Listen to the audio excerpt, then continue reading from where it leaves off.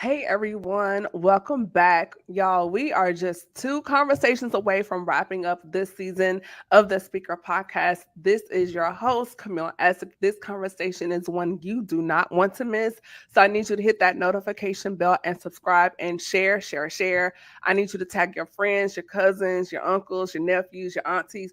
Tag everybody, or as we say in the South, everybody. I need you to tag everyone. This is going to be a phenomenal conversation. I'm honored. I'm excited for so many reasons. So, with that being said, I want to welcome the one and only, the Pastor Abraham Belanger from First Pews Community Church, the other FFCC. So Hey, I'm FCC, he's FFCC. So, that's right. welcome, Pastor Belanger, to the show. Hey, thank you for having me. I'm so glad to be here with you tonight on the Speaker Podcast. I've been anticipating this moment since you invited me. So thank you so much. Thank you so much. You're welcome. You're welcome. Hey Angela, what's going on? That's right. Tag everyone. We definitely want to get the views and likes up on this. It's going to be a really good conversation. So, before we hit into everything else, get into everything else, be sure to follow me on Instagram at Camille.Essick. We do have new scents available at Chemistry Room Fragrances. You can get that right now. Be sure to subscribe. That way you are up on the loop and in the know of everything. Hopping right into the conversation, Pastor Belanger, those that are not familiar with you and who you are, what you do, just kind of let a little bit of what you know. Tell the people a little bit more about yourself. Sure. Well, basically, I'm a pastor here in South Carolina, Somerville, the pastor of First Fruits Community Church. I'm also a professional in the corporate world. I'm a senior training consultant with a actually the world's largest hospitality company. So I've been there about 19 years. I'm a husband of one wife. You know how we say one wife, no sweethearts on the side, right? No side chick. Got five amazing children. I call them children, but my oldest is 26. My youngest is 8. She act like she's 26. Just bought a new puppy. I'm a family man, church man, work man. I just overall just love doing what I do. Just really excited to be here and glad that God connected us. Yes, me too. And I think this connection is gonna go very far. So I'm offline as well. Um, you said you're a family man. You said you're a husband. You're a pastor. But that's not how it started. So Not at all. let's go all the way back. Like, where did you get your start? Like, how did you get here to be the husband and the father and the pastor? Because that's not how it started. So can you take us back to the beginning?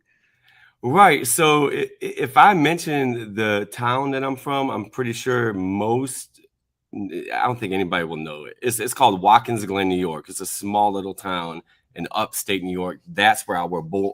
That's where I was born. Okay. And like the median income right now for families there about 35,000 a year. Wow. So now you backtrack all the way to the year I was born in 76. So we're painting the And picture. right. Yeah, we were growing up in poverty. It was it's a beautiful place, but we had nothing. We were at the bottom of the pole, it was Hmm. pretty rough. So I literally got off to a rough start, Watkins Glen, New York. My mom and my dad married when they were very young. Okay. My dad, he's a really amazing musician, super talented. He could come and be like the organ player for my church. Like, I mean, he's that good. But he was in the rock genre. So, he's playing rock and roll music, touring the United States, open up for all these big rock stars and stuff. And I would see him a lot. But we had a pretty dysfunctional family.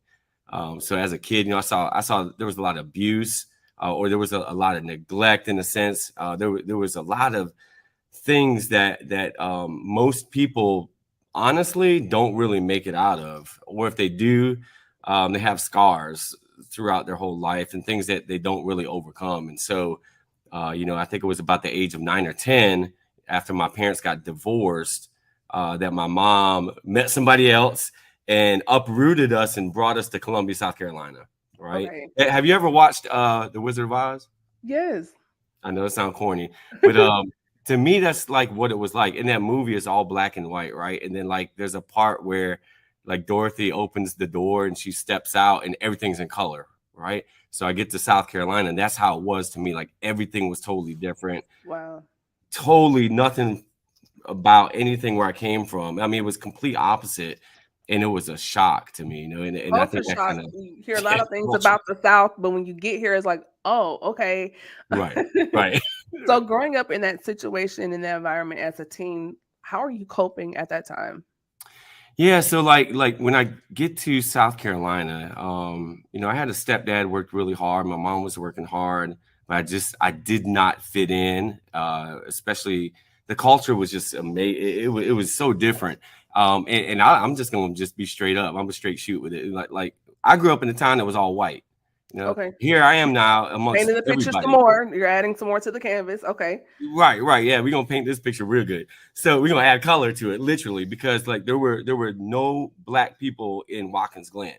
And so like I moved here and like I see like all like just people, like different people. And I'm sitting there like, man, this is awesome, because I wasn't taught to hate anybody, even though there was a lot of people in my family that were super racist.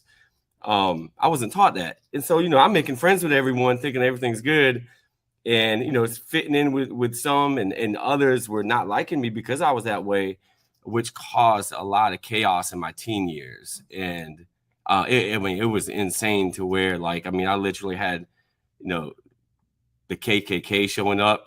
Wait, And you cannot just gloss past that. The Triple K Mafia showed up at your house. yeah, and this is, I promise you, like, I'm not lying. Like I had, as a matter of fact, and I know I'm kind of jumping a lot, but I had brain surgery when I was 15 years old. When I came back home from the brain surgery, I thought one of my friends was coming to see me. Mhm. I opened up the door and there's like some people I didn't know and they were asking for me. So I knew something was up. And I told my friend, he went out there and they had guns. They were going to shoot me, and they were with the KKK. They were No, leaving. sir. They were leaving flyers, or yeah, like Why? you Were they can't, like, that's back recruiting in the or what was going '60s. And on? man, listen, it was insane. So were they recruiting or what was like why were they showing up? No, they were showing up because they knew, like, most of my friends were black. They did not like me. They hated me. They went to school with me. Yeah, and they wanted to kill me. And literally, like, it was the grace of God that kept me alive, because I didn't even know they were coming to kill me. My best friend went out there and they pulled the guns out on him, and it was crazy, So it's like, here I am in the whole culture, like, of like, why don't people even love each other? Why don't people like each other? I wasn't brought up that way, but then I got immersed into that very quickly, right? And so you either make a choice, either you capitulate to the hate or you be who you are. And I've always been a loving person, so I was like, well, listen, most of my friends in middle school, high school were black, and I was like, that's how it's gonna be, if you're white and you want to be my friend, great. But most people didn't want to, because they were brought up and taught differently. They were taught that hatred. So it was talk about a culture shock. It was insane. Hey, Olivia. Hey sis. We have more people coming into the room. If you're just tuning in, I'm sitting down with Pastor Abraham Belanger. We're having a really good conversation. He's taking us on a journey from his life prior to being a pastor. So if you have not done so, please like, comment, and share. Thank you for tuning in, everyone. So you were telling us, Pastor Belanger, that the Klan shows up at your house. Your friend steps in. So then what happens after this point? So when my friend was in, my stepdad actually came out and chased him off the property, with his weapons. It was just insane. And so yeah, so I just kept kind of surrounding myself with, people who I felt like weren't only my friends, but like they would also protect me and stuff. And so I started hanging around a lot of the wrong crowd too, in the process of trying to fit in. And so that's where I kind of, my life, started as a teenager, heading in the wrong direction, obviously, started smoking weed, right? I mean, my friend called me up our first day of high school. He was like, meet me at the bus stop like 30 minutes early. And he comes with a Ziploc bag full of like rolled up joints. And we smoked them all before we went to school. It was my first time smoking weed. And ever since then, I was like smoking weed and drinking, in high school, and just So falling was into this the a form wrong of crowd. coping? Because it seemed like during Yeah. this time period, a lot of teens begin, we call it the gateway. Some people call it the gateway to other things. Yeah. Coming from New York to the South, being away from everything, having the Klan to show up at your house, coming out of an abusive home, Mm-hmm. then this. And so here's an opportunity. So can you kind of touch on what can young people do when they're experiencing these things in their teen years and Yeah. have another out versus going down that path? Right. It's really challenging if you think about it, because it wasn't like I had resources, or maybe there was resources or somebody I could reach out to, but I didn't really know who to reach out to. But so that's why I surrounded myself with like my friends and stuff. And of course, they too were going through issues, and so like we're really I learned later on in life that I was dealing with abandonment. I was dealing with rejection. I was dealing with, not fitting in, like not feeling like I belong. We're built as people to belong, but when you don't belong, you'll do whatever you can to belong, because that's a part Mm, of our yearning on the inside. And so the ways I dealt with it was, with the weed, I tried to cover, the pain up with all of these things that really just kind of compacted the issue, and really compounded it, and made it a big problem in my life, because it went from just kind of, okay, smoking weed, to now I'm selling weed, to now, I'm running into clubs and doing all types of stuff when I'm like 16, 17 years old, to where I ended up facing 77 years in prison, at the okay, age of 18. wait a minute. That was a big jump, sir. Big jump. So We can hop back though. We can hop back. yeah, let's as Pastor Moore say, "Do-do-do-do-do." Let's run that back. Okay, rewind. Rewind. So, um, how did you get into selling oregano? Yeah. So I was selling that real good oregano too. I had friends and new friends, and one of my friends uncle was the biggest drug dealer in Colombia. And so I went to him. I was like, listen, man, I need to sell for you, man. And he's like, all right, hey, pull up to the gas station, pop your trunk, and wait. And then they drove up, 3 pounds of weed in my trunk, told me this how much I owe them. So, we did a whole lot of stuff, things I can share, things I don't share. But, we that's how I got into it. And look, honestly, if can I just be honest, That's what I want. I Yes, did please. not have to do that. Like Right. it wasn't like we were doing much better, right? So there was really no reason for me to do those things, except I got pulled into it in a sense, and I desired that. My mom used to always say, "You will be who you are around," right? If whoever you're hanging around, that's who you're going to become, and that's even true in the church. Like you could be Mhm. saved, but you can be around negative people, and you'll become a negative thinker, right? Or okay, I'll leave that alone. But so it's like, Please, you know what please, I'm saying? please dig into that. We can It's talk it's about the all of that. Yes. it's the company, right? So part of it was the things I was going after myself, and then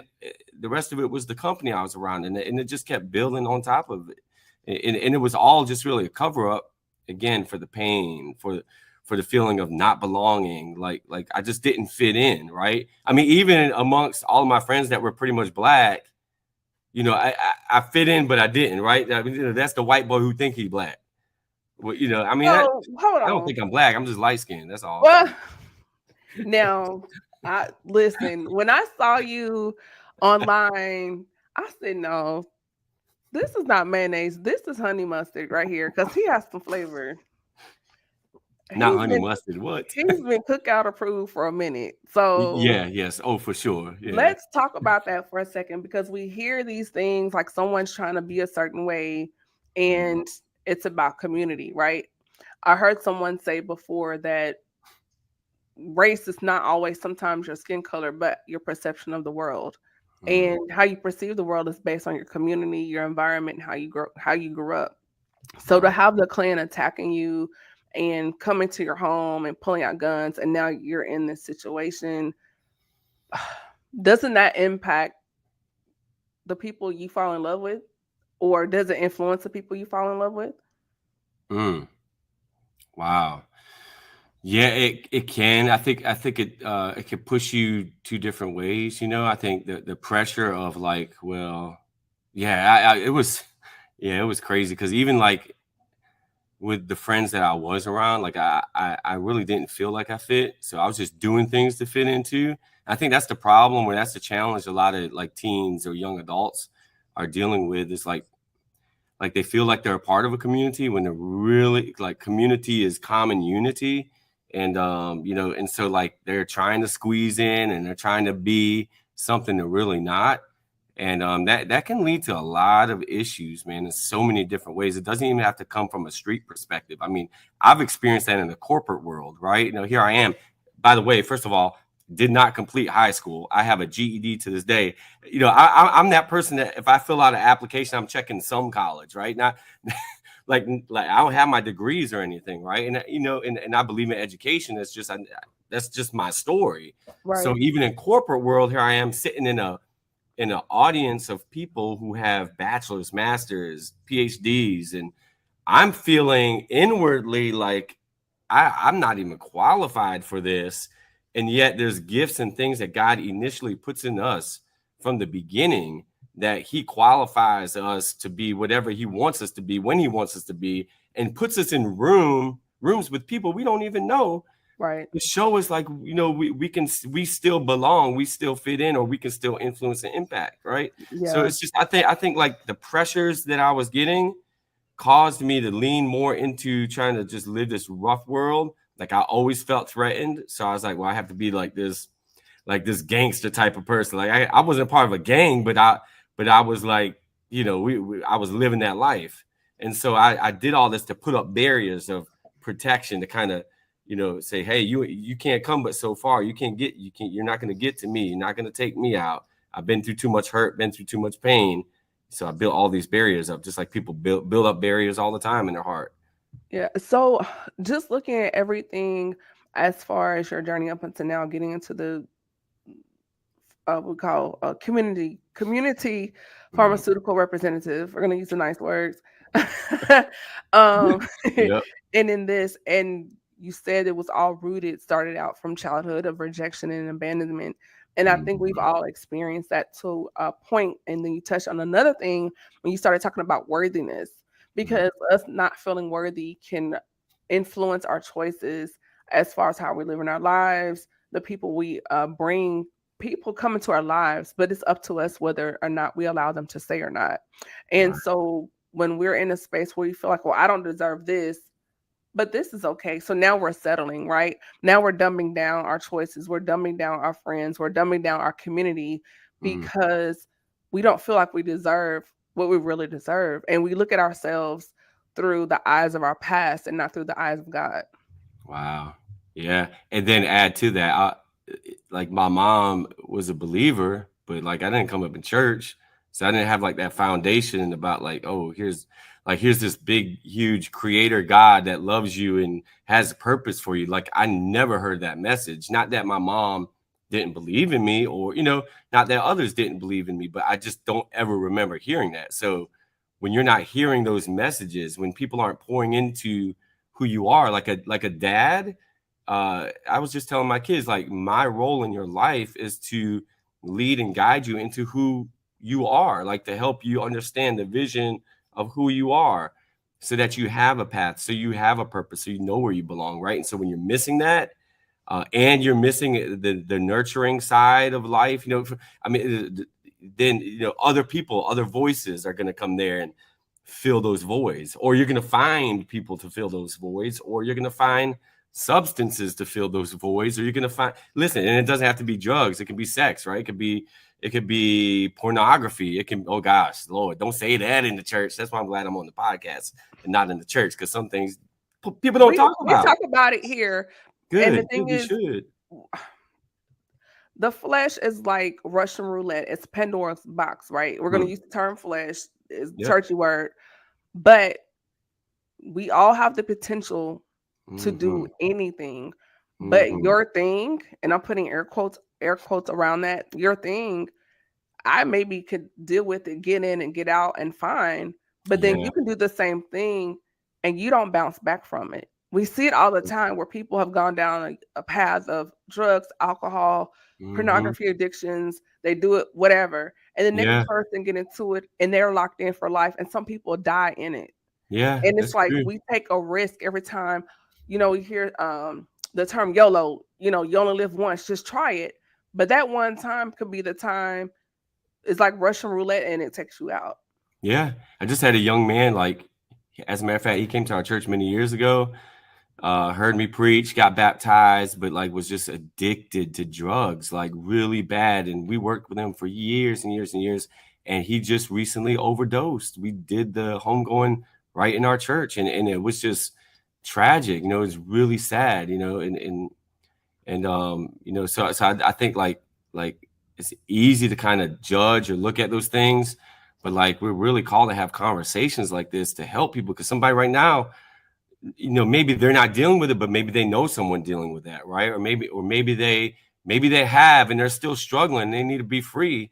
I mean, tonight is that night. Like it's not always somebody praying for you in church is going to loose you from that. Sometimes it's hearing a conversation and that hope sparking up something on the inside that brings that deliverance. And so that's why, Camille, I'm just glad like you do the Speak Her podcast and you have these conversations and bring in people like myself to talk about this. It's necessary. Um, Hopping back into the conversation. So you said it was your uncle that put you on and got you in the game? My friend's uncle, yeah, Your yeah, my friend's friend's uncle. uncle, yep, and then my best friends and all my crew I was hanging out with, and so the crazy thing is, so like here I am, like 16 years old, and smoking weed, I'm high, I pass out in the back seat in my own car, letting my friend drive it, wake up to police all around us. I don't know what's going on, right? And they take us all to jail. It was four of us, and I'm in jail, and I sit down at a table, and the police has like an Advil bottle, a chapstick bottle. I'm thinking like, oh shoot, his lips is chappy and like he got a headache or something. He opens it up and dumps crack cocaine all over the table, and he was like, "They say it's yours." And I'm like I never saw crack. Like I knew they sold it, but I didn't think he was selling it out of my car. But while I was passed out, he was. And so because nobody owned up to it, they automatically charged all four of us with two 30-year charges, which was 60 years off the rip. That was my first time to jail. I was facing 60 years in prison. Wait a minute. Yeah, exactly. Look how How many that years? escalated. Oh, that math. Woo! You're really mathing right now. Lord have mercy. Okay, so Mm, these people are supposed to be your friends, right? right, right. But they say you did it. Yeah, they say I did it, right? So here I am, literally in the jail cell. First time in the jail cell, I'm like, oh Lord, like you ain't gangster anymore when you're facing 60 years, and I got another 17. I'm gonna tack on to that here in a few. But so I'm Ooh. I'm I'm in the jail cell. I didn't own up to the drugs because they weren't mine. They really weren't. So I get back in the jail cell, and they're like, did you take the rap? I'm like, yeah, I signed some papers, and I was lying. I just signed papers to get out, right? So the guy that I went to jail with that was his drugs, he had a rap sheet that could stretch across my church, and I didn't even know it. So he was trying to get me to take his charges. And shoot, man, I ain't take nothing, man. I ain't even gonna lie. Like, you ain't my friend no more, man. You trying to take me down. You ain't gonna own up to that. It was So crazy. so where did the other 17 years come from? Okay, so a week before that, I had got in a big fight. Those same brothers, we all went to high school, and please don't like laugh. I know, well, you can laugh. It's okay. So it was over my girlfriend. Like there was just some beef going on, and I'm like, we're gonna go to her high school. We're gonna jump these dudes, man. So we did. We like smoked about 4 blunts, got to the high school, got out the car, went down to the track team. They were all rehearsing or practicing, and we jumped these guys on the field, right? Just beat them up. And I left. They got my license plate. And here in South Carolina, when you jump someone, they call it lynching. Yeah. Okay. So all of a sudden, I get Wait a minute. That's a hot word. it's a hot word. You're right, because I'm like, the police In the show up at South. my door. In the South, that's a hot word. Real hot word. I'm like, can it just be like aggravated assault? Can it be like, because they look at it as like a bunch of people jumping a person or some people, and right, and so like when they come to my mom's house with a warrant, 6 a.m, pull me out of my bed, throw me in the backseat of the car. My mom's like, what is he getting locked up for? They were like second-degree lynching. I'm like, lynching? Like I ain't hang nobody. That's the In first. South What are you Carolina. talking about? All my friends black. Like, what are you talking about? I didn't even jump nobody that was. But come on, what's wrong, man? It was I'm not crazy. laughing, but at the same time, I'm like, that is a lot. Yeah, it's a That's whole a lot. lot. So here I am now. I'm back in jail. Oh People are in the God. jail cell like, "What are you locked up for?" I ain't telling them this time. I'm lying, making up stuff. I'm like, "Cause I ain't gonna tell nobody second degree lynching." Like, what? Is you You're crazy? white around black people. That's not the story you want to No, tell. that is definitely not the story. So that was a 15-year charge, Camille. So 60 years now. I got another 15 I'm facing, I right? could not. I would have been like Mr. Brown on Medea. Oh, jeez. Like I would have been Right.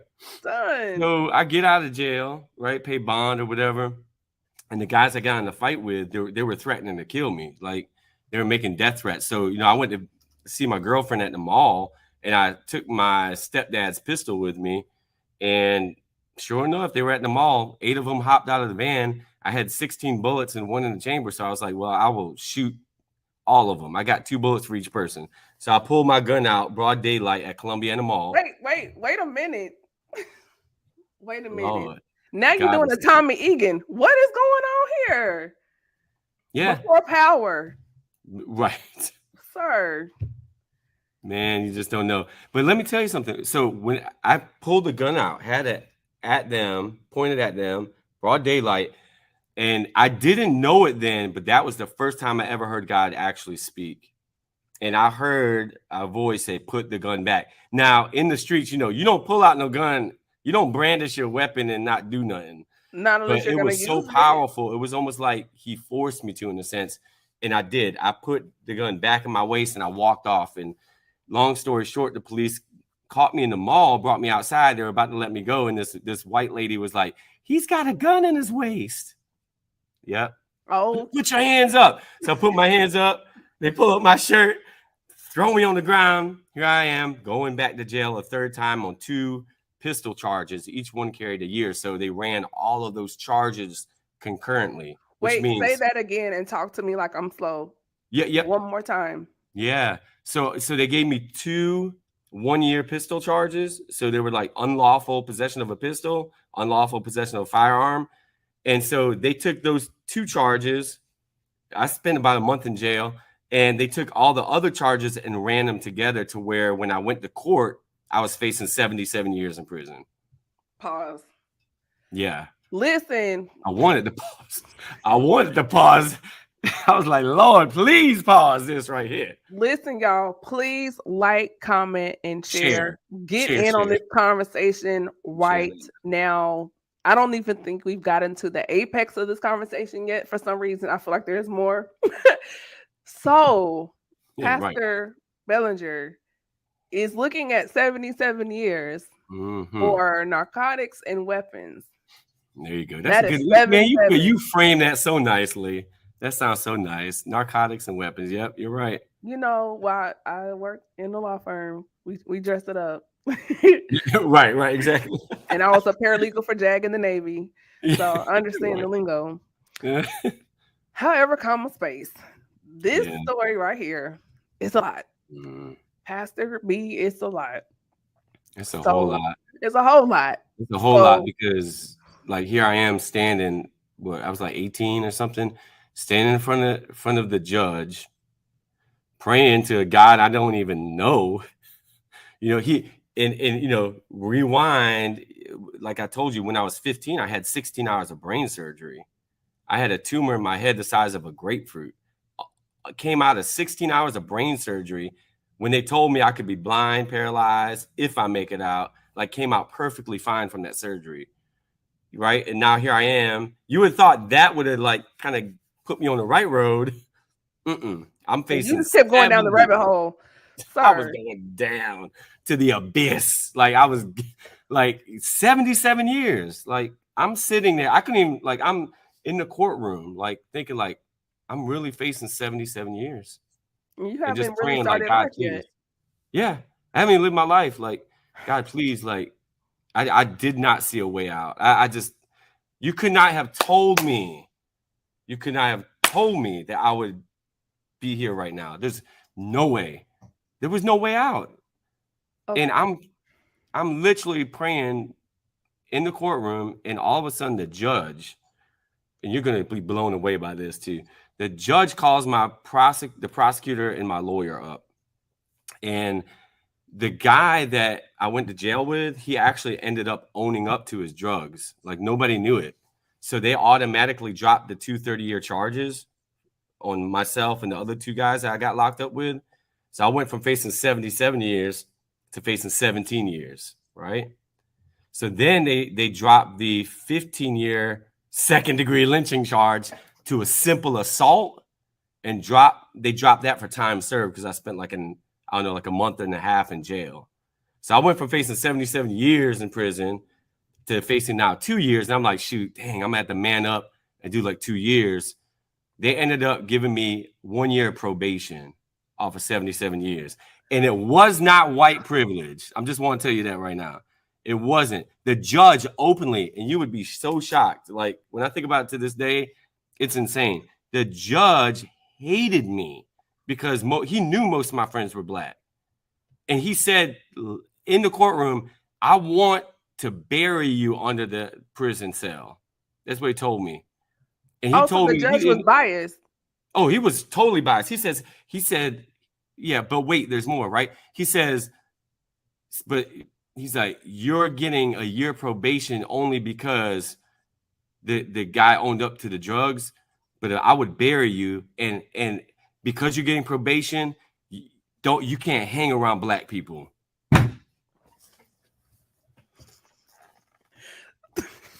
Did he just walk off? Did he just what? Like God, let that be done now. That man Camille, I was like, what? like all my gangster rose up in me, but then I was like, I had to hush it down because I was like, this man just did not say that in the courtroom. How can you put a racial disclaimer on your sentence? Like I ain't gonna lie, I wish I could like meet that judge to this day, I don't know. Anyways, yeah, so I ended up doing 1 year probation off of 7. And you walked off. And I was told about that, so it's okay. Woo-wee. Oh God. My God. It was God's grace. It was definitely God's grace. And I didn't know it because again, I had no idea God was actually in the midst of all of this stuff. You know, it was crazy. So now I'm like, shoot, I just got off of 77 years. Oh, so now your chest is out again. Oh, yeah, my chest way out. I'm like in the club that I'm not even supposed to be in the club. I got weed in my car, weed on me. But guns. You just got off and you back turned up in the club. Listen, turning up. We invented that. They talk about turning up. We started that. What year is this at this point? 1996. Oh, this was the 99 in the 2000s for real. The 99, man. Bring it back to the 99. Well, see, I was saved in 99, but 96. Oh my gosh. Listen, the kids don't know. The 90s was everything. That's what crazy. We had. I just watched that TLC thing the other night. I told my wife, I was like, I cannot get I'm preparing for this podcast and I cannot get TLC out my mind, man. I gotta pray, y'all. The 99s, they don't know nothing about that. They don't know nothing about the 96. I was in bereavement because Tupac left here. I remember the day. I remember the hour. Listen, Biggie. Oh my Lord. The 99s and the 2000s was everything. That's when you had the Von Dutch hats, the choker necklaces, cargo pants. They don't know about that stuff these days. They don't know nothing. I don't know what they wearing these days. MTV Cribs. Cribs? What? Yo, MTV Raps. Come on. Oh, see, I remember pre-106 in Park. We had pagers. This was pre-106 in Park. We had pagers, right? Thank you. Oh yeah, I had my page in the club, and I made sure I wore it to where when it lit up, everybody could see the green that green light. You had the clear one and it lit up. Yep, clear one lit up, looked like a little rainbow and all that stuff. Yeah. Mm-hmm. We are dating ourselves. Yeah, so I'm like wilding out now, on my probation. Like, shoot, my mom like, you just got off for 77 years and da. She trying to give. She should have knocked me out because I was wilding. Because I was like, I just got off for 77 years. But you know what? God worked that thing out. it was kind of tragic how it happened. My grandfather, who I looked up to, was like a really solid male role model in my life. He was a phenomenal carpenter, built his house for my grandmother. He had got lung cancer, and my mom went to upstate New York to go take care of him, and he passed away in '96. And at that point in time, I had moved out of the house because my stepdad put a gun to my head. Whoa. Because I was dating a black woman. Time out. Run that back. Like I didn't just hear what I thought you said. Yep. My stepdad put a gun to my head because I was dating this young lady. Now, I didn't marry that young lady. I married somebody else. But I was dating this young lady, and he did not. I didn't know he was racist. That's the crazy thing. Like, I really honestly did not know he did not like black people until she left the house that night, and he was coming home, and we got in a fight, and I came back because I left the house. I came back because I forgot my keys, and he answered the door with a pistol, the same pistol I went to jail with. He answered the door with that pistol, cocked it back, put it to my ear, threw me on the sofa, and he was like, "I'm gonna blow your brains out. I'm gonna enjoy doing it." He's spitting on my face. He's like, I'm gonna enjoy this better than a bunch of other stuff he was saying. And then I didn't know who God was, but you know how it is when your life is on the line, you're gonna call on Jesus. I was like, Lord, help me. And when I said that, his eyes turned red, his face turned red, and he said, "You better call on God because I'm the devil." And he pulls the trigger. And he always had his gun loaded because I would go steal it, go outside and shoot it and stuff, just do stupid stuff. He takes the gun, pulls the trigger, and the gun just click jams. So he hits it, puts it back to this ear right here, and pulls it again, and then just steps off and walks off. Yeah. So fast forward, right? So I'm like, no, we're not fasting forward. We're not fasting forward. No, sir. Yeah, we can pause. We can stay right here. We can stay here. What do you do? He puts the gun to your head not once but twice. Yep. Says, "I'm going to kill you." Pulls the trigger. Pulls the trigger. Doesn't go off. Leaves laughing and goes into his room and slams his door.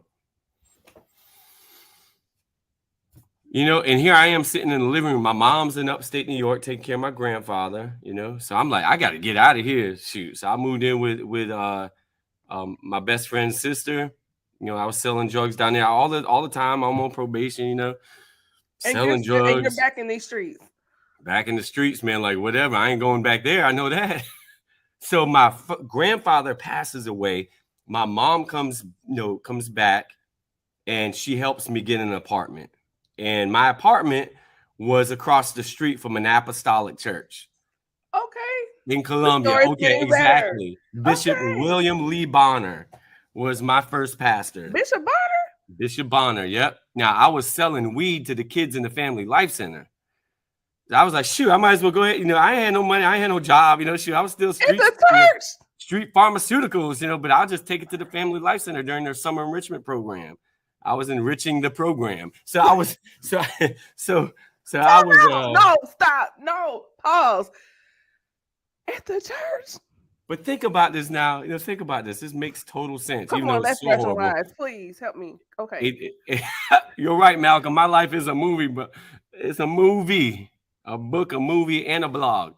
So, so like, and the deacon's daughter next door, I thought she was cute, so I was trying to get with her. I know she was deacon's daughter at that point in time. You are running game and putting in the work at the church. Putting in work. And that's back when Camille, you remember those like real missionaries, like the real mothers. They were thugs for Christ. Yeah, like she walked up to me. This mother walked up to me. She was like, "Praise the Lord." I'm like, "Praise who?" She was like, "Why don't you come to church Sunday morning?" I'm like, "Okay," and I did though. I went to church that Sunday morning. I'm like, "Shoot, yeah, I'm gonna go check it out." And I never been in an apostolic church. And I walk in, they speaking in tongues. I'm like, Lord, I done got up in the cult. I was like, get me out of here. I ain't never coming back. I didn't know what was going on. And I sat all the way in the back of the church. A lot of bow ties and Hondas and. What? I'm like, I have a Hyundai too. I'm sitting in the back of the church like, boy, this is a cult, bro. You want to hear something crazy though? Go ahead. I just want to insert this. You're funny. You're comedian funny. Oh my gosh. Okay. One night, well, on the way back from the clubs and stuff, we'd be high, and there was a billboard like on the way home, and it had Refuge Temple, it had Bishop Bonner's face on it, and like whatever the slogan was. And I used to look at that billboard, and I'd be so high, and I was like, man, that looked crazy. That looked like a cult or something. That's exactly what I said. And I ended up moving across the street from this church, going to a Sunday morning service, sitting all the way in the back of the church. It's like 1,000-member church. So I'm sitting all the way on the last pew, like trying to get out the door. And that's when the choirs would march in. You know, they'd be leaning back and forth, singing while they marching in. And Bishop Bonner preached. And I was like, something's different about this. I was like, something's different. I was like, I got to come back. And I came back, Camille, that night for his night service. And I sat on the front pew. Instead of the back, I sat on the front because I just felt like something's different. You know, it kind of goes back to like, I didn't belong. I didn't know where to fit in. I done tried it. I done tried the women. I done tried the drugs. I done tried, you name it. You know, I was done. And I was sitting on that done front enriching pew. the program. I was done. Yep. And he preached again that night. And, you know, so everybody's shouting, praising God. I don't know what's going on. I'm just crying, you know. I'm just crying, snot coming out my nose. Like, I don't know what's going on, Lord. And this man runs past me like 3 times. And the third time he stops and he's like, are you saved? I'm like, from what, man? From what? And I didn't know what he was talking about. Like, are you saved? I don't know. And so he opens up the scriptures and like I get baptized and the Lord fills me with the Holy Ghost that Friday. And like I'm 18, 19, God just changes my whole life. Just literally just pulls me out. Like we always say, pulls us out of darkness into his marvelous light. Like he literally did that with me. He literally pulled me out. So powerful. And just changed my whole life. Just changed it. It's amazing. It's almost unbelievable, but he really did that thing. Like he changed my whole life. And so now here I am starting off fresh and new.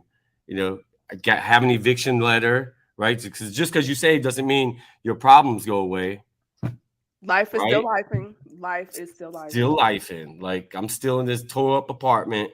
I get evicted. My pastor puts me up in one of his apartments, right? And God just started lining up stuff. I recognized the call on my life to preach, like from the day one. Like when he filled me with the Holy Ghost, I had a vision that I was preaching to a stadium full of everybody from every ethnicity, you know? So like I knew God was calling me to preach, but I had to go through the process, you know, and made a lot of mistakes after I see out. Camille, can I ask you a question?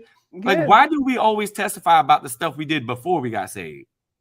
And we don't ever talk about the struggles after. So I say there's BC, but there's also DC. During Christ. Come on. You got BC. Come on. But there's also DC during Christ. Yes, there is. Because like I was still struggling. I mean, like I was saved, but I was still like trying to figure out things. And when you're anointed and gifted, and you know this, when you're anointed and gifted, don't automatically, and I hate to say this because it sucks, but it's true. You're not always going to even fit in your church. Because everybody was okay with me running around the church. Oh, he liked to run. He liked to praise. But the minute God started using me and using those gifts, you know, and that hurt. Like people started rejecting me. People started abandoning me. And like, I was like, hold up. I get that in the street, but in the church, like, it shouldn't be that way. And then that's when people are like, well, see, that's why I don't go to church. Right. That's exactly why. Which is so sad because we should never use that as an excuse, but it does run people away. I was like, bump this. Yeah. I said some other words. And listen, I would say, but I was like, forget this. Like, I'm so done. And I went back in the clubs, Camille, and I was out there and I went back and I was doing the same stuff. I was in the club one night and this guy I know comes to me. He's like, dude, he grabs me by my shirt and drags me out the club. He's like, you know you ain't supposed to be in here. You know you're a preacher. Go home. Oh, it's something. Okay. I'm going to tell on myself, y'all. Gather around, children. It's story time. Look at you. teacup just out. So church girl, grew up in church, went to college. I was like, oh, I'm going to live a regular life and to be normal. Right, So right. when homecoming weekend, some of Uh-oh. my sorority sisters, we played TSU. We went out. I had things in my cup that was not water, Okay, okay, okay, okay. and was in the club. When, people were dancing or whatever, and across the room, somebody was like, what are you doing in here, church girl? And I was like, trying to play it off, like, oh, what are you talking about? How do you know? They were Mm. like, who? They said, who claps like this in the club? Mm-mm. I was Right. going to church girl. Because, and then I was like, whatever, played it off, started dancing. The voice kicks in and was like, you don't have any business in here. And I was like, nobody was standing next to me. And when I say God is the biggest buzz killer, Come on. and I was in a trance, like, Ooh, Jesus. and one of my friends was like, girl, come on. And I was Mm. like, okay, it messed me up because I had Right. heard stories about people hearing God talking to them in the club and the party. But when it Yeah. happened to me, and I was Mm. like, Mm-hmm. but continued, for a couple more years out there, whatever. But I had that experience in the club, and I was Yeah. shook. As they say, I was shook, like, oh my gosh. So when you Right. said that, it took me back to that moment. It is Mm. a real thing. God will shut all your partying down fast. He will. And he also, like, sooner or later will reveal the root to why we responded that way when we were hurt. So I was saved, but I still had hurt in my heart from man, my dad and I, we are so close right now. I love my dad. My biological father is amazing, right? And I didn't even fully understand his story of all the abuse he went through as a kid. But I had all of this hurt and all of this pain because I wanted to be with my dad. I loved my dad. Like, as crazy as things were, like, I had good memories of my dad, but I was still struggled with the abandonment. So the Yeah. hurt and the pain was still in my heart, even though I was saved. And I needed deliverance. I needed like real healing. Not just a good dance and a shout, but like literal release and healing from that stuff. And it wasn't until years later. It was not until, honestly, after I married my wife in 2003, and when I moved to Somerville, and my dad really came back into my life, that he was standing in my driveway, getting ready to go back home to New York. He came down to see me, to see my daughter, which, by the way, my daughter was born the same year I was saved, which was pretty awesome. Like, he came down to be a part of her life, part of my life. And I hugged him in the driveway and wept because, like, I had already forgiven him. There was no animosity towards him, but it was just a closure. It was just a healing moment where I went inside and I laid across the bed, and here is a grown man, a married man, have kids, have a career, and I'm weeping like that little 7, 8-year-old boy used to weep when he didn't have his dad. Wow. But it was a release. Yeah. It was a release. And so God began to heal my heart. Like, I no longer, I had temper issues, Camille. Like, after Angry. I got saved, like, I Yeah. was quick to be angry. I had temper issues, but God healed me from that. So that's why, like, I would encourage anybody listening tonight, like, you might be struggling with some stuff on the inside. Like, you're saved, but you got some stuff in your heart. Like, you got to get to the root of it and let God get you there so he can really heal your heart, because it's going to be somebody you're going to have to minister and help them get through that stuff and help them find that deliverance and find that healing that God wants to give them. And I think sometimes we get into the dynamics of church, or just the theatrics of it, or whatever, The and politics of it. right. And like, we just really need to let the Spirit of God just saturate our hearts and bring that healing we all need, because we're saved, but our heart is deceitful above all things. Like we gotta let Desperately God get it. wicked, and who can know it? Yeah, yeah, that's right. That's right. I think a lot of people put a lot of unfair perceptions on the church, like it's romanticized, like it's this perfect place, and everyone Right. is skipping and holding hands and singing, and it's Yeah, not like that. Wherever you have people, there are going to be issues, right? No for matter if sure. it's your job, Mm, school, church, as long as there's people, there's going to be some type of issue. But what's that scripture? Who can separate you from the love of Christ? mm, And you have to get to a point. Um, to me, I look at it as the 80-20-20 rule. mm-hmm. You're not going to have 100% from everything. But if That's I right. can get that strong 80, it can make up for the other 20%, right? And you have to make sure that you're all in and this is what I want. And no matter where you Mm, go, and sometimes finding your right church is like dating.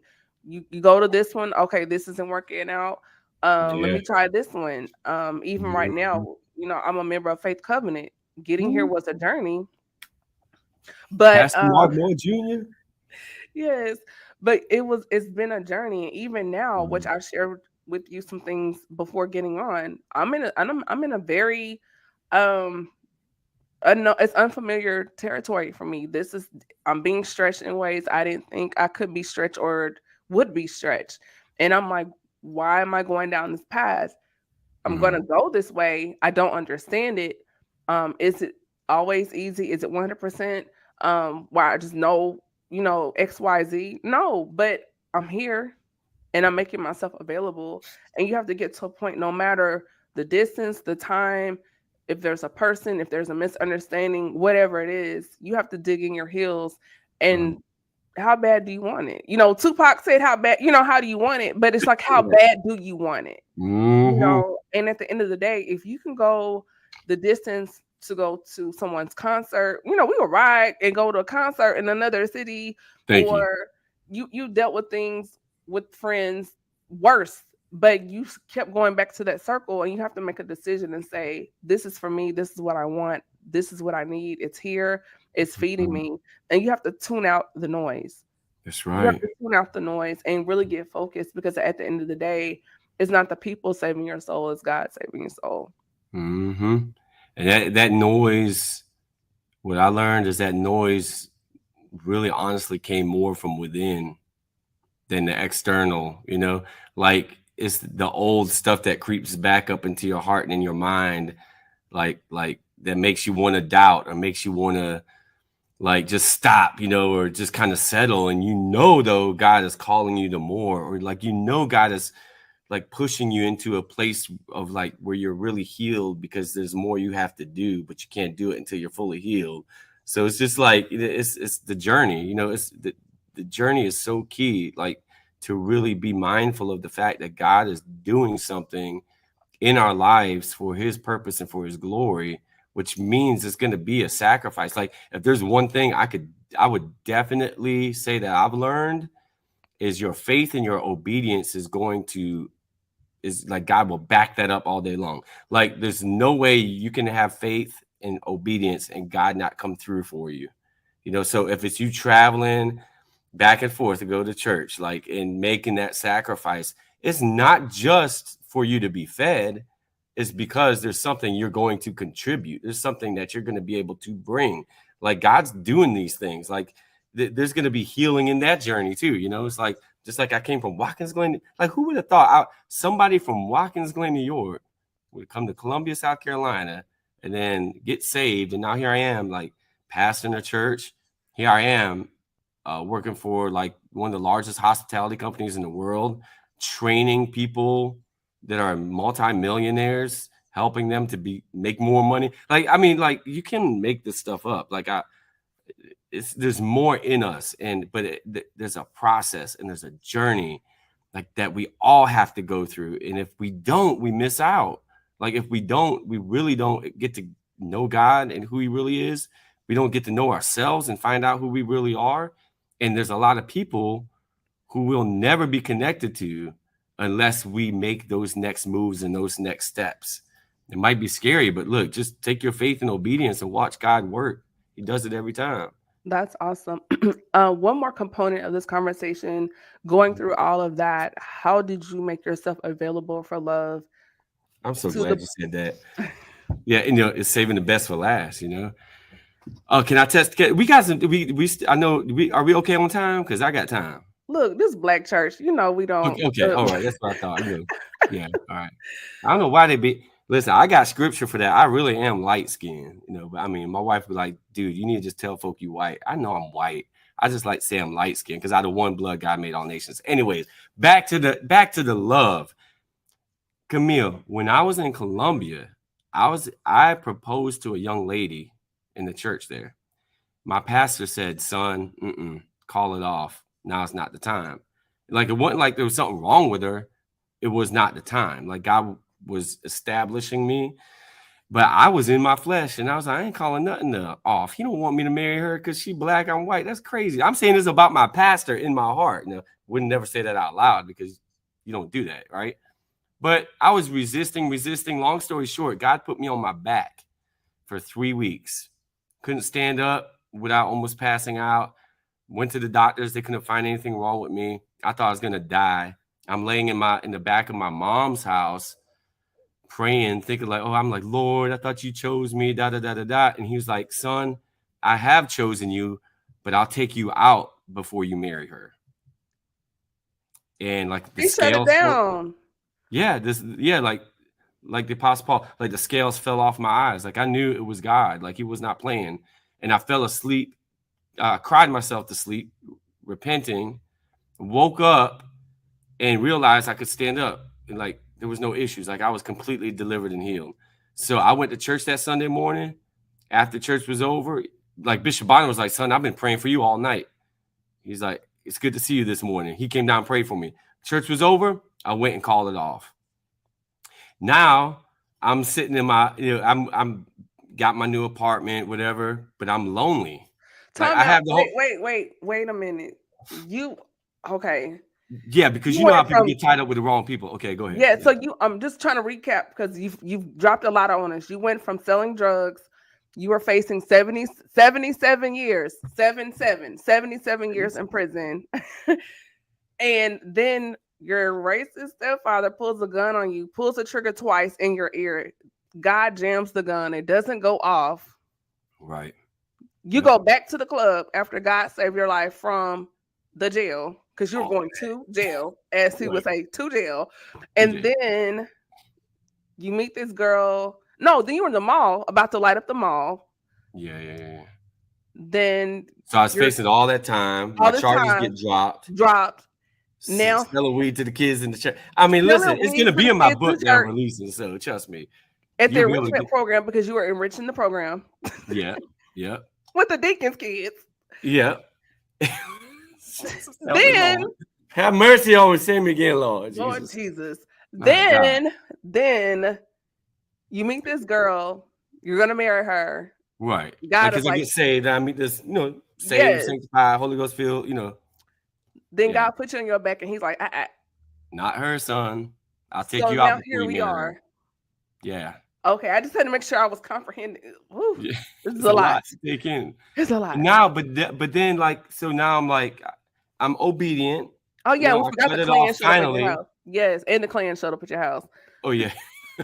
Jesus. Woo! Jesus. And so like I'm like, Lord, now I'm like having a pity party because I feel like I'm alone, like I don't have nobody. Da da da da da. Mm-hmm. It's that loneliness creeping back up again, that abandonment creeping back up. And I remember sitting like literally, you talking about mental health, or you talking about people wanting to kill themselves, and you think about people that like get super depressed. Like back in those days, nobody was talking about depression like they're talking now, but I was experiencing that. I'm sitting and I shut myself in my own bathroom in the pitch black dark, and I'm talking to God like I'm lonely, and I heard the Lord say, "Am I not enough? Am I not enough?" And like long story short, He deals with me, heals me, ministers to me. And then I ended up preaching down here in Somerville. And that's how I met my wife now that I've been married to for 20 years now. I met her in a church service, hallelujah. She's singing for me and all that good stuff. And I always say she was sweating me from day one, but she's like, man, you lying. I know she probably No, listening no, now. I She gotta probably stick gonna up for the comment. sis. We weren't thinking about you, okay? She wasn't thinking about me. She was like, "Who this white boy up in my church jumping up and down like you fool?" You know? Yeah, that was your future husband, baby. Come on, white chocolate, let them Look know. at God. White chocolate is white is in, y'all. Don't Oh my act. God. Listen. Any type of chocolate is good. The Anyways, nine so nines and the 2000s be real. yeah, but it was that's how I came to God led me to her, and we get engaged. She was a church girl, so she grew up in the church. She was saved at a Come young out, age. first ladies in the comments. And Yeah, she said what she said. she's right. This is his wife. Oh wait, hold on, that's her. Hello, Oh, read she this. on.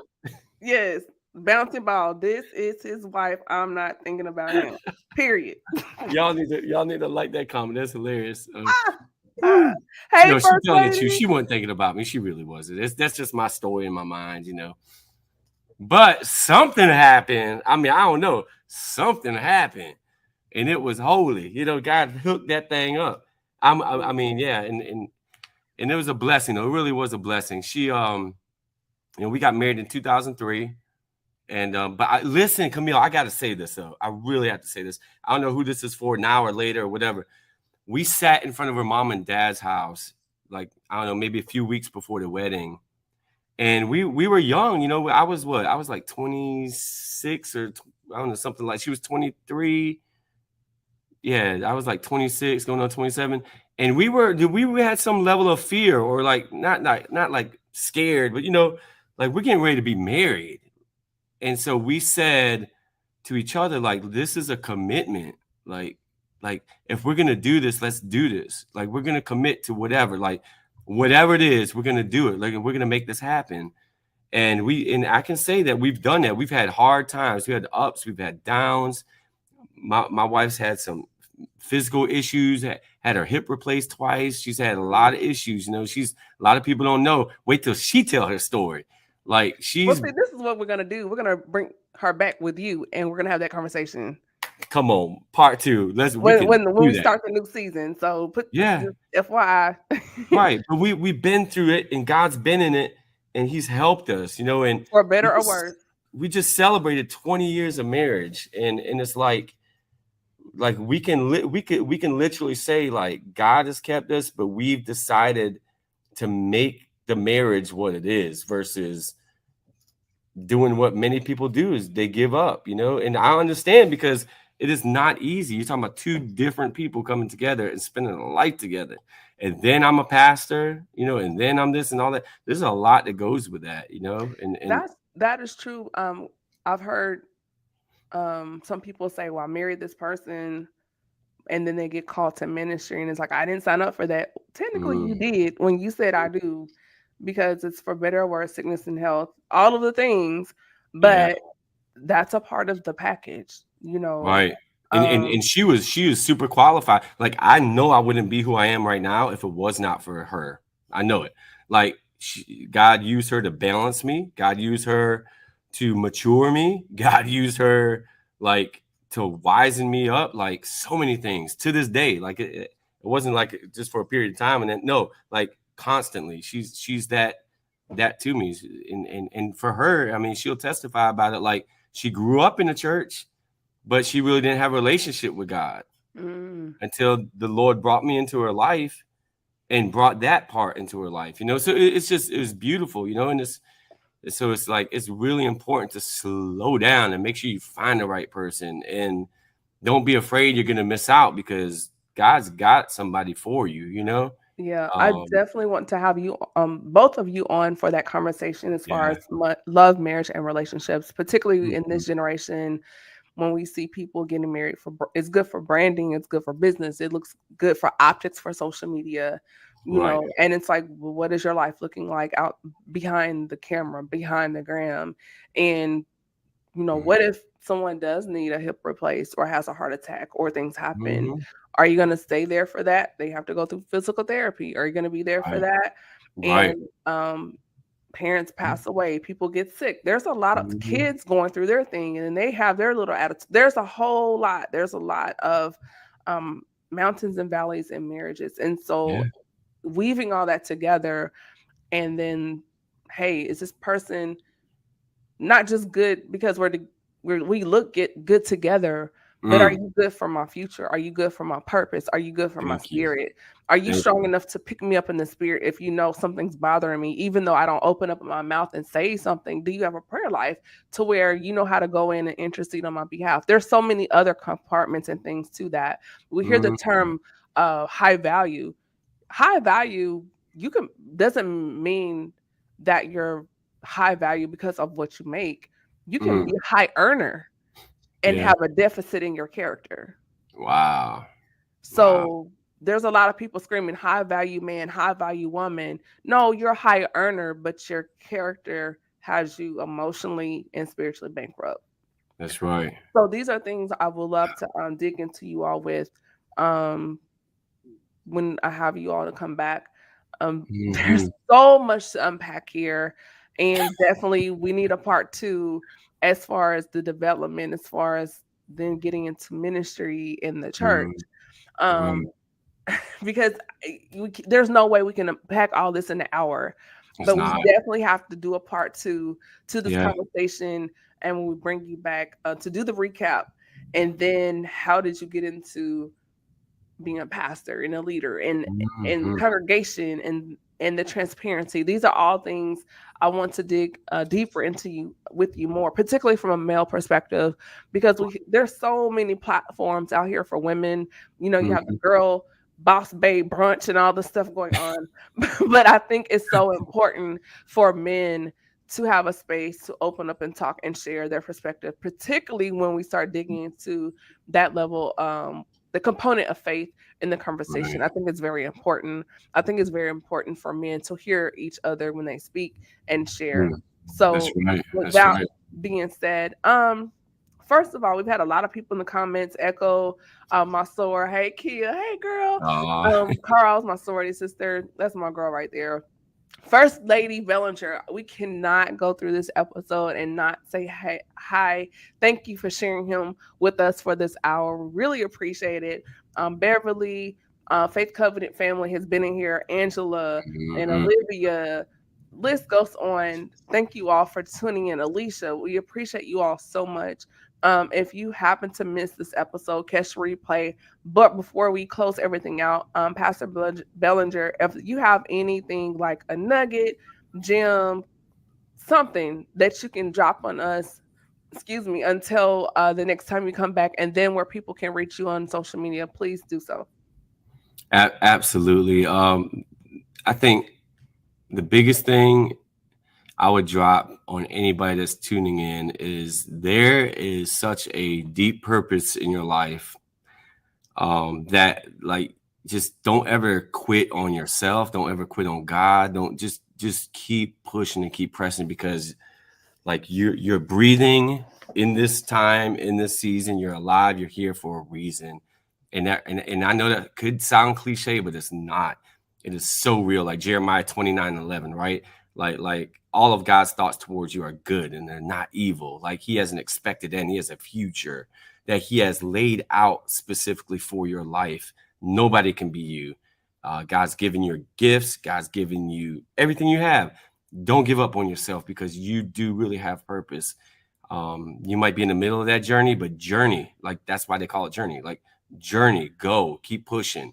If it's hour by hour, if it's day by day, if it's minute by minute, do it, because there's so much more that you have to offer to so many more people, right? And I look forward to seeing that. And I just want to encourage you, just let your faith and your obedience just line right up, and watch God work things out. If he did it for me, trust me, you heard some of my story. And Camille, that's like high top line. Like, trust me, in my book that I'm getting ready to release, then y'all gonna be like, whoa. You gave us like a Trust me. snippet, Right, exactly. and Exactly. that was a lot. I was like, oh Lord. Whew. Wow, you definitely took us on a journey. So you've written a book. We got to plug the merch. So tell us about this book, where it can be purchased. What is it about? Right. Well, I have a little devotional, some things. I'm finishing the book on my own So over life. here, we don't use the word little on our stuff. We don't say Oh, little that's stuff. right. Little, So I got yeah. a big devotional that's on that's on my website, pastorbellinger.com. You can go and look at like any type of like my ebooks and some content things I have on there. So it's really, really easy. I'll put that in the comments for you too. It's pastorbellinger.com. But I am getting ready to release a book on the story of my life. I'm not going to release the title of it yet, but it's really going to be interesting. I'm paralleling my life to the life of Abraham in the Bible and the journey from the start to the end, and it's going to be phenomenal. So when that's released, you're going to be able to find that on our website and every other platform as well. Yep. Whew. Y'all, we made it.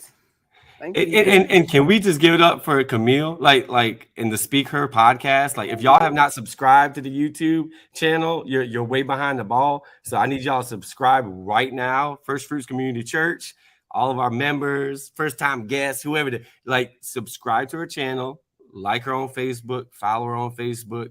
I promise you won't regret it. Go back and watch other podcasts that she's done. They're very phenomenal. We haven't known each other long, have we? But look at how God connects, and there's reasons behind it. Like even our connection here is more for everybody else that's chiming in, right? So there's blessings, there's healings, there's deliverance, and all that just by connecting with this sister. I promise you that. Make sure you connect with her. Plus, Oh, her pastor is Pastor Mark Moore Jr. Come on, y'all. Listen, look at your neighbor, say same grace. ow! I can't do the rewind thing, but You I get me sat trying. down. Oh my god. Yes, He Lord. dying to sit somebody down. I don't want to be the first. I don't want to be the inaugural sat downer. I don't No, want to be. no. Oh, he is a comedian as well. But yes, thank you all so much. I'm humbled, tickled, humbled, all the things. I'm those things right now. Um, but yes, I am so thankful for this time. I'm thankful for you trusting me with your story and your journey. A lot of people don't tell it because they feel ashamed, or in church we have these pretenses. We feel like we have to keep up for the people, and Right. it's like that's not the case. Um, some of us have done things, and the only difference is we got rid of the evidence. Mm. Yeah. And you can be transparent without being like without like letting boundaries down. You know what I'm saying? You could be Yeah. transparent and you can, be authentic and genuine. That's good. Good Lord. Yes, Mm. I'm looking forward to having you all back. This has been a phenomenal, phenomenal conversation. If you have not done so, as he said, please go and follow me on Instagram. I'm also on the YouTube channel. I am pushing towards my goal for this year of 10,000 downloads. Right now, I'm like at 8.4. So we're almost there. We're getting there, but we just have a little ways to go. Excuse me. But with that being said, one more special announcement. So, this is the 11th season of the Speaker Podcast, and next week we'll be wrapping up season 11 with the phenomenal Come on. Dr. Matisa Wilbin. She will be here, and that's going to be, if you don't know her, you need to go and find out now. She's a phenomenal powerhouse. She's a boss babe out there in the world of education. She just did a TED talk. She's an author. She's a Mhm. consultant. She's a lot of amazing things. So please join us next week. That will be June the 13th at 8 o'clock Eastern Standard Time, 7 o'clock Central Time, right here. Same time, same channel on Facebook and YouTube. Again, I hope you all got something from this conversation. I Mhm. hope that something inspired you. I hope something blessed you, and even triggered you more. Put not triggered, but inspired you to dig deeper into what you're believing as far as your faith in God. Or if you feel like, oh, I'm struggling with something, if He can do it for Pastor Belanger, Thank you. Y'all are easy. Y'all are great. I'm just kidding. If he did it for me, right? He could do it for anybody, y'all. Because I don't think Anybody. I've met anybody that was facing 77 years ever in life, ever. Hmm. So you all be blessed. Hold on, Pastor B. And then we're going to close everything out. But you all be safe out there. Um, have a blessed week and good night. Good night.